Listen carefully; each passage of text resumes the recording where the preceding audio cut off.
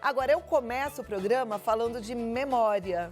Então, fica, porque o assunto é bom. A gente vai até 2h30, mas já começa com esse papo. E é extremamente importante a gente cuidar do nosso cérebro, né? E exercitá-lo. Eu ando muito preocupada com os idosos que estão sozinhos, sem bater muito papo, sem atividade física, sem atividade mental.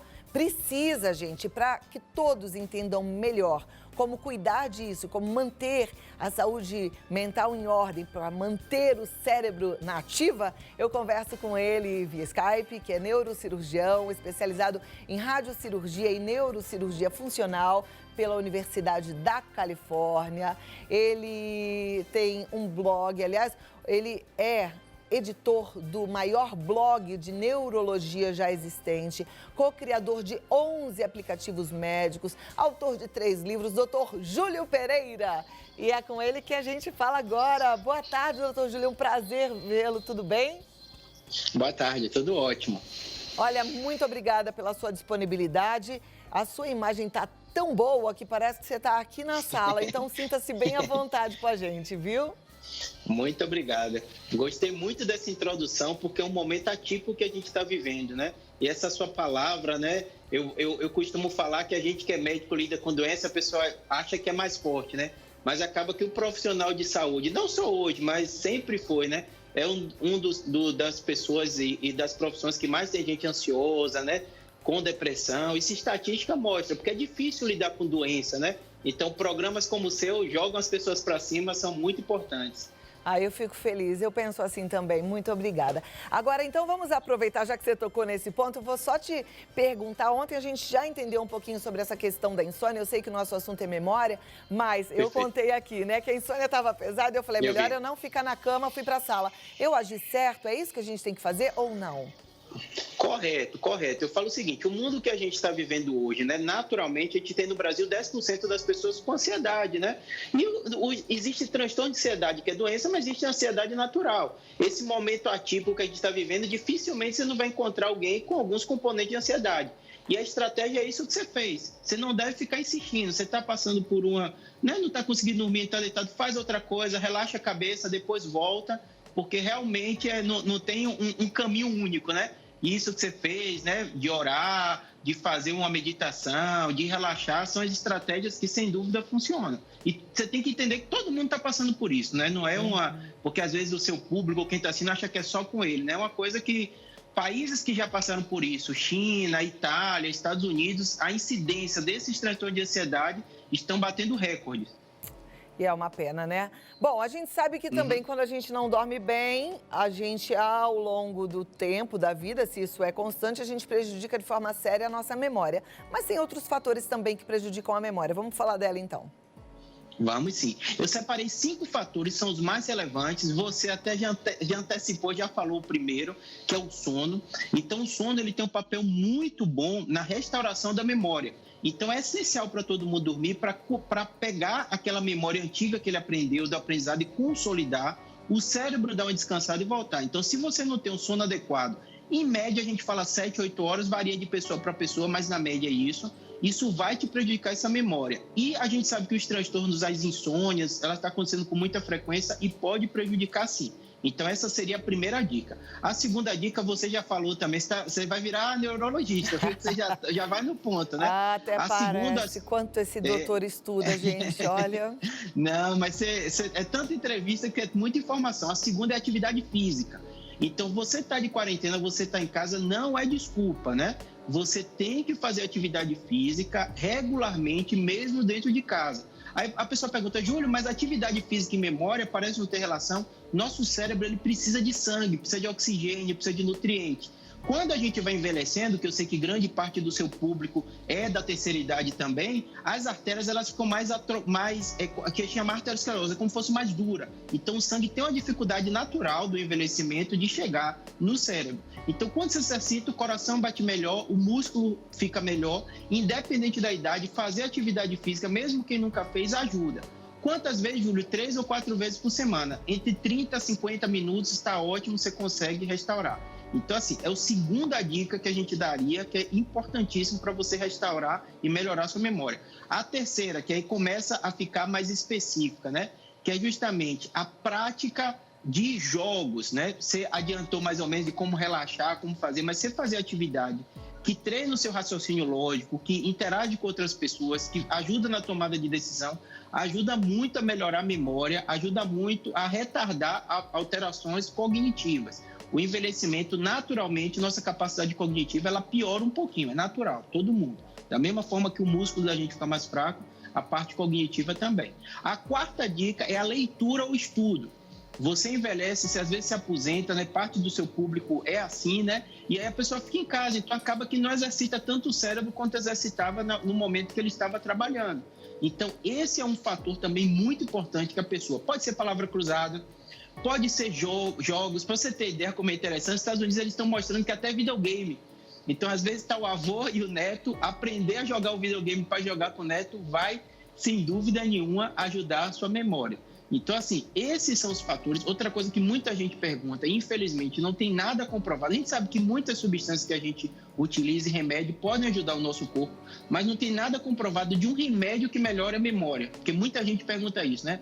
Eu quero saber um remédio específico para melhorar a memória. A gente sabe que não tem nenhuma medicação específica que vai realmente melhorar a sua memória. E por último, que eu sei que você gosta muito, você é fitness, está em forma, é a alimentação. Então, a alimentação balanceada, por mais que a gente repita o tempo inteiro, é um dos fatores mais relevantes que a gente tem, até no retardo do aparecimento de Alzheimer. Isso já é comprovado cientificamente. Então, fazer uma alimentação balanceada melhora a circulação, a oxigenação no cérebro e melhora a memória também. Então, são essas 5 dicas que eu achei mais relevantes. Olha que maravilha, é bom a gente ouvir tudo isso, né? Doutor, as pessoas que ficam sozinhas nesse momento de isolamento é o que mais me preocupa, né? Mesmo elas fazendo tudo isso, elas vão ter também prejuízos? Vão ter prejuízo. Eu falo que a saúde, ela ajuda a gente a entender a doença. Então, o principal motivo, e esse programa ajuda muito isso, é esclarecer. É natural o isolamento social, isso já também tem estudos mostrando, ele aumenta a incidência de depressão, aumenta a ansiedade. E a gente tem que fazer o que a gente está fazendo no seu programa agora, utilizar as ferramentas, as tecnologias que ajudam a aproximar a pessoa. O abraço é relevante, é importante. Tem alguma coisa que substitui o abraço? Infelizmente não, mas tem coisas que reduzem a falta dele.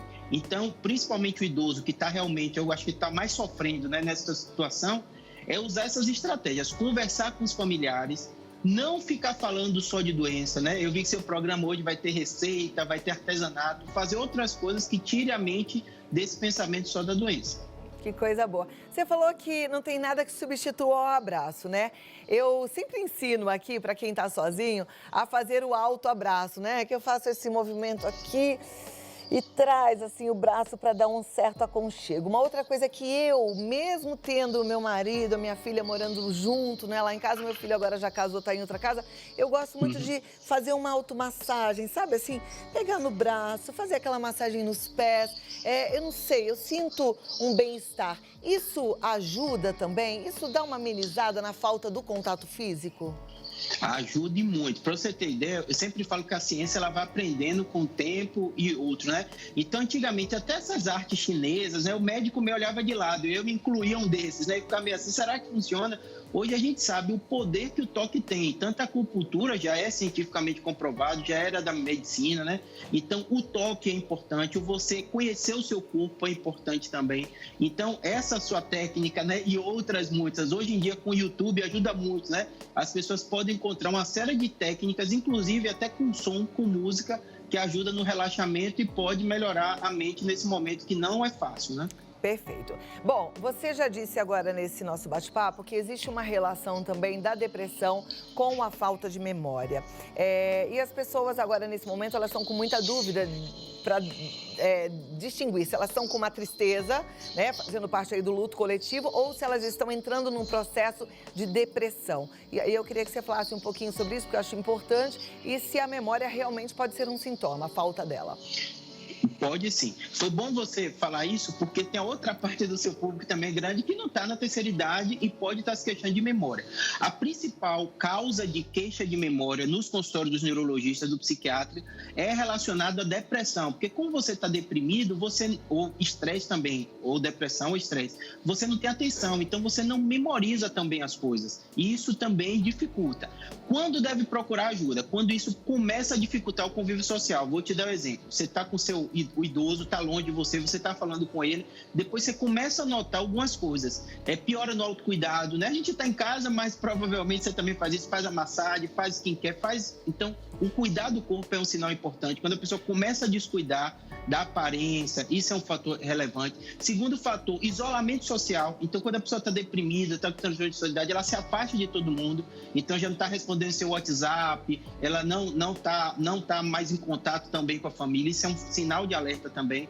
O terceiro fator, a falta de vontade, né? Tá difícil, mas como você falou, né? Poxa, não estava conseguindo dormir e tal, levantei, fui responder e-mail, você vê que tem uma abolição, né? Você tá ativo. Então, assim, o tá ativo, notar que a pessoa começou a não ter vontade de fazer as coisas, nem coisas que ela gostava antes, aí pode ser alimentação, também são sinais. Tudo que altera, eu costumo dizer que a família costuma ser o melhor sinal, a família e os amigos, porque a pessoa que alguma coisa não vai bem. Isso começa a prejudicar, tem que procurar ajuda. E eu costumo dizer para os pacientes, que eu sou até cristão também evangélico, a gente tem que entender que as doenças neuropsiquiátricas, elas são doenças. Ninguém culpa ninguém por ter um infarto agudo do miocárdio, por ter um AVC, por ter um câncer. Então, a mesma coisa acontece. Se a pessoa notar que esses sintomas estão presentes, ela tem que procurar ajuda e não achar que é culpa dela, porque ela está acontecendo com isso, porque às vezes são neurotransmissores que pessoas nascem um pouquinho mais baixos, uma incidência até alta, o Brasil dá quase 8, 7% de depressão, e o médico às vezes ajuda, ou o psicólogo com terapia, ela cria estratégias para melhorar isso, ou às vezes até com medicação que consegue modular. Perfeito. Agora, só para terminar, porque o nosso tempo, tudo que é bom parece que dura pouco, né? O tempo voa.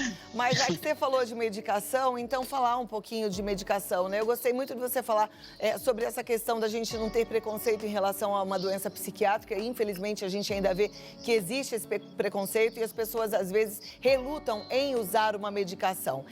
As medicações, elas afetam a memória? Vale a pena, quando a gente coloca assim na balança, uma medicação vai afetar a memória, mas em contrapartida vai ajudar no processo de depressão? Isso é sempre uma questão, né? Perfeito. Eu até costumo brincar, eu sou neurocirurgião, então eu lido com tumor, doenças muito graves que muitos desses pacientes ficam deprimidos pelo diagnóstico. Eu costumo dizer o seguinte, eu separo dois tipos de paciente, o que morre de medo de remédio e o que adora remédio. Os dois não são bons, né? O que adora remédio, o risco é porque às vezes eles criam dependência desses remédios e ajudam para dormir, e isso pode piorar a memória, isso pode criar uma dependência química. Os que não tomam remédio de jeito nenhum é ruim porque ele às vezes não sente o corpo restaurar. Então, às vezes, a gente médico tem que dar um remédio por um momento para aquela pessoa voltar ao humor dela, ao basal, voltar a dormir bem para depois ir retirando a medicação. Então, nem 8 nem 80, né? Tem que ter um meio termo e com acompanhamento médico. Brasileiro a gente sabe, né? A avó toma e dá para o neto, né? O tio toma e dá para o sobrinho. Não pode fazer isso, tem que ter acompanhamento. Cada pessoa é uma pessoa. Tá, joia. Doutor, muito obrigada pela sua participação, muito obrigada pela sua ajuda aqui com a gente. Vou passar os seus contatos, mas te aguardo em breve para uma próxima oportunidade, tá bom? Obrigado pelo convite. Eu que agradeço. O doutor Júlio Pereira, ele está no YouTube como Neurocirurgia BR. Entra lá porque é um canal excelente, tem vários aplicativos. E aí o contato é o 11 99503 8838. A gente precisa se cuidar. Se quiser marcar um bate-papo, hoje tem a telemedicina que facilita, é o 11 4200 2300. Tá bom? Vai lá.